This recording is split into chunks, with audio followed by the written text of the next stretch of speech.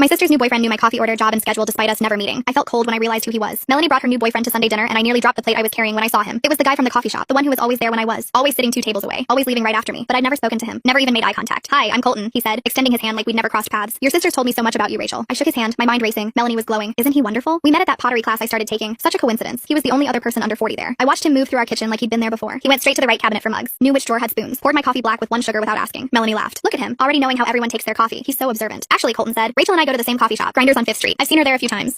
Try every morning for the past 6 months. Always at 7:15. Always ordering the same thing. Always sitting behind me where I could feel him watching. But I smiled and said nothing. Didn't want to ruin Melanie's happiness. She'd been single for 2 years, heartbroken after her ex left. During dinner, Colton kept dropping details. "Oh, Rachel, you work at that marketing firm on 8th, right? I pass it on my commute. Sometimes I see you in the window on the 3rd floor. Your desk faces the street." How did he know which floor? Which desk? I'd never mentioned my job at the coffee shop. Never worn company merchandise. "Your sister talks about you constantly," he said when he caught my look. "She's so proud of her little sister." Melanie beamed. "I do talk about you a lot. Probably too much. But Colton loves hearing about my family." After dinner, Colton helped clear plates. "Rachel, is that your blue Honda outside? The one with the National Park sticker?" I nodded slowly. Melanie doesn't have my car. Hasn't seen it since I got the sticker last month. "Oh, I've seen it around town," he said casually. "Hard to miss that sticker. Love the national parks. Which ones have you visited?" I excused myself to the bathroom, pulled out my phone, scrolled through my photos from the last few months. There, in the background of a selfie at the farmer's market, a man in a baseball cap, same build as Colton. There again at the bookstore, at the gym, always in the periphery, always just far enough away. When I came back, Colton was showing Melanie photos on his phone. "Look, babe, this is from that hiking trail I told you about, the one with the waterfall." I froze. I recognized that trail, Cascade Falls. I'd gone alone 3 weeks ago. Told no one, posted nothing. But there in his photo, in the far corner, was someone in my purple jacket, the one I only wear hiking. Melanie noticed me staring. "You should take Rachel sometime, Colton. She loves hiking." "Actually," he said, looking right at me, "I think Rachel prefers hiking alone. Early mornings, usually Sundays. Right, Rachel?" My blood went cold. He was telling me he knew my schedule, my habits, my solitary Sunday hikes that I'd never shared with anyone. Melanie squeezed his arm. "You two should be friends. You have so much in common. Both love coffee, hiking, even the same books. Rachel, didn't you just finish that mystery series? The one with the detective in Portland?" I had, but I'd bought those books with cash, read them at home. Never discussed them online or with friends. How could he know? Colton smiled. "I recommended those to Melanie. She said you'd probably like them too." Guess I was right. "I saw your library card in your wallet once at Grinders. The books were on your account." My library card, in my wallet, which meant he'd been close enough to see inside it. Close enough to read the small print on a card tucked behind my license. After dessert, Melanie pulled me aside in the kitchen. "Isn't he perfect? He knows so much about you already. Makes him feel like family." "That's the thing, Mel. How does he know so much?" "We've never talked." She laughed. "I told you I never shut up about you. Plus he's just observant. Notices things. Remembers details. It's what I love about him. But he knew about my hiking, my books, my coffee order. So, maybe you mentioned it at the coffee shop. Maybe he overheard you on the phone. Maybe it's innocent." "It's not innocent. He's been following me, watching me, for months before he met you." Melanie's face hardened. "Seriously? You can't let me have one good thing, one nice boyfriend, without making it about you?" "I'm not making it about me. He's stalking me. He's dating you to get close to me." She crossed her arms. "That's insane. And honestly offensive. You think every man is secretly obsessed with you? That my boyfriend couldn't possibly want me for me? That's not what I'm saying." "Then what are you saying? That Colton orchestrated meeting me at pottery class? That he's using me? That our entire relationship is about you?" When she put it like that, it sounded crazy. But I knew what I'd seen. The patterns, the surveillance, the calculated infiltration of my life through my sister. Colton appeared in the doorway. "Everything okay, babe? Your sister seems upset." Melanie turned to him. "Rachel thinks you're stalking her. That you're only dating me to get to her." He smiled. I looked at him standing there in Melanie's kitchen doorway with that calm smile on his face. His eyes met mine and I felt my stomach drop. He tilted his head slightly like he was concerned about me. "I understand why you'd be confused, Rachel. We do see each other at Grinders pretty often." He paused and glanced at Melanie. "But I would never follow anyone. That's a serious accusation." His voice was so reasonable and gentle that for a second I questioned myself. Maybe I was being paranoid. Maybe all those coincidences were just coincidences. But then I remembered the GPS tracker and the building footage and I knew I wasn't crazy. Melanie's whole body relaxed when he spoke. She turned to me with anger in her eyes instead of concern. "I'm so sorry, Colton." She touched his arm. "Rachel gets like this sometimes. Dramatic." She looked back at me. "I think you should leave. You're ruining what was a really nice evening." I opened my mouth to argue, but Colton